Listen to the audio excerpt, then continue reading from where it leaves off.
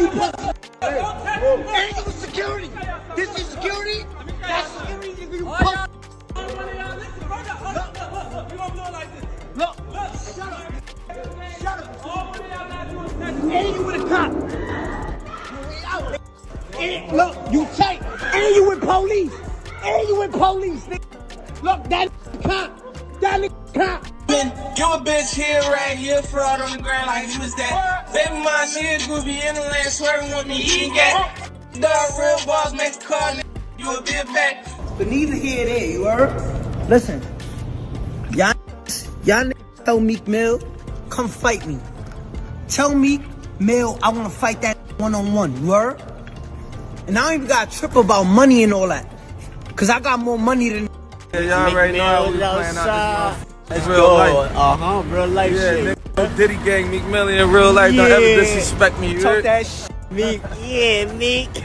Meek Mill was completely enthralled with 6ix9ine, and this time he wasn't only mocking.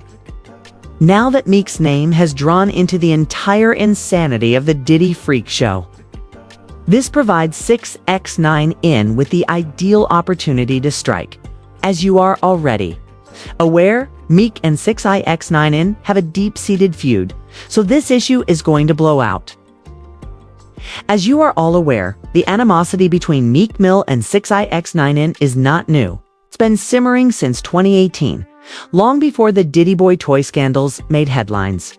When 6ix9ine was arrested for federal crimes, Duke folded more quickly than laundry on Sunday and began pointing fingers and naming names as if he were a born witness.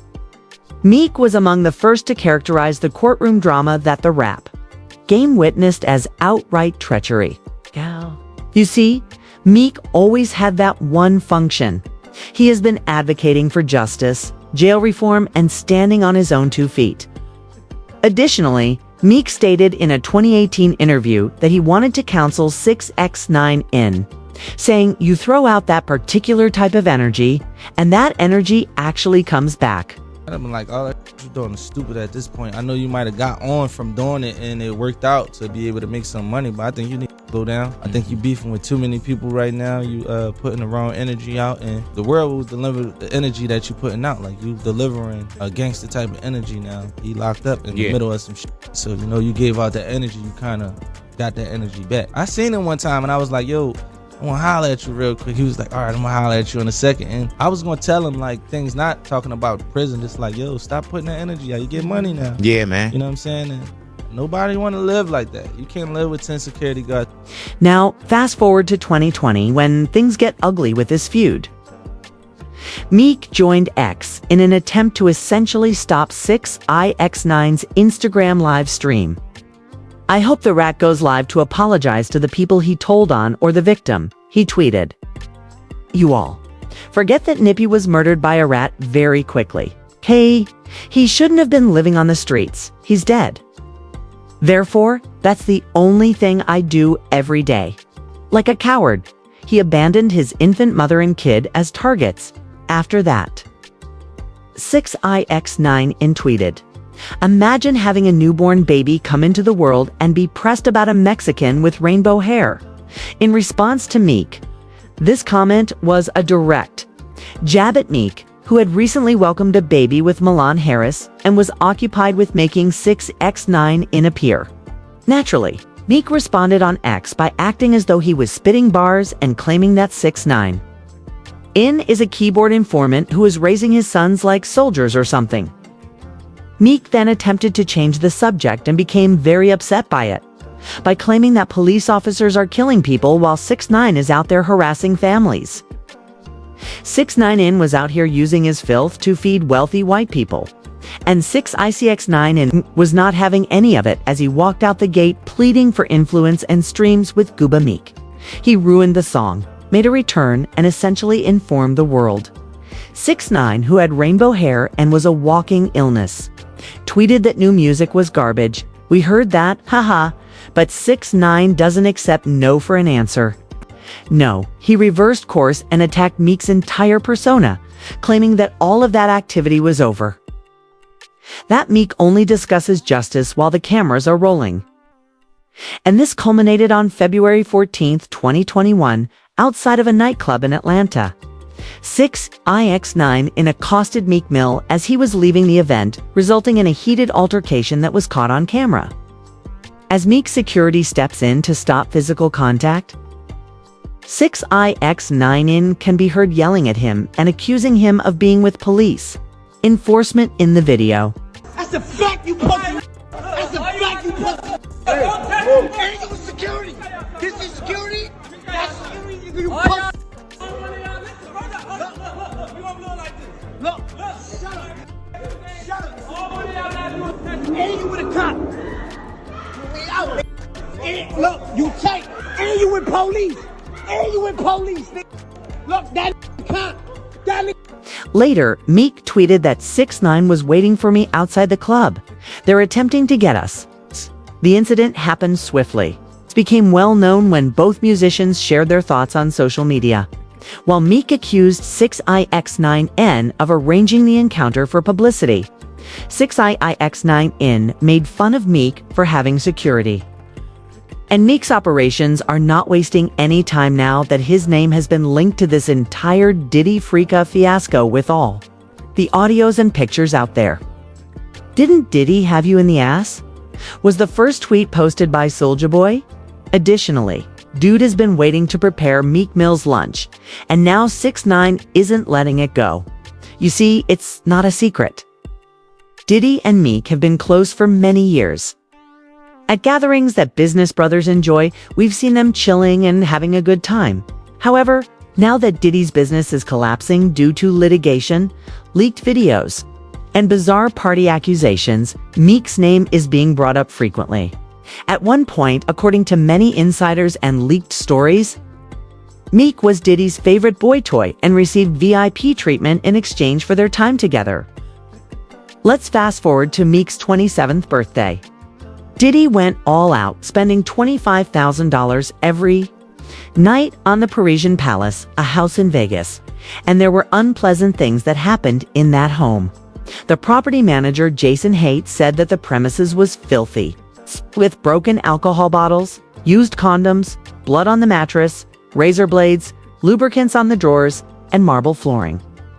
Before the party had started, the man said that 2 iPhones were abandoned and that there was a half ounce of nose candy on the ground and pants in the bushes. Diddy allegedly changed all of the bedroom locks and made sure he was the only one with the keys. He also installed his own smoke alarms, some of which were said to have concealed cameras. That night, a now viral video purporting to show Diddy clapping Meek's cheeks was purportedly captured on tape. What? Yo, wait a minute. Wait, ah! You didn't hear this? No! Additionally, according to the bodyguard who released video, Diddy tampered with everyone's beverages prior to the bizarre performance. Started this was a power play of the highest caliber, akin to a predator. It was spiked, son. Like, all the champagne was spiked. Everybody was passed the out. I don't drink, so I was playing that off like I don't drink. I smoke. Like, I smoke and I had my own weed, but like everybody was passed out. Yo, Diddy had that man in the room. Look, yes, I put my ear to the door and I brought the phone because Diddy started going in overdrive. I ain't know what the was going on, but I just heard balls slapping against ass cheeks. I heard struggling to take.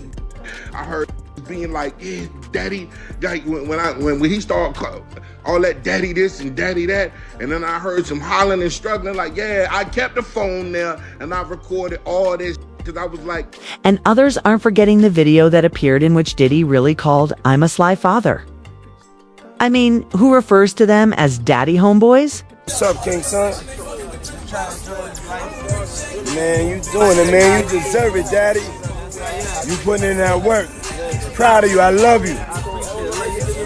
Yeah. Twitter was on fire as a result, and Meek Bro was rescuing strays everywhere. He attempted to retaliate against X. My voice is so strong as a ghetto-dwelling black man globally.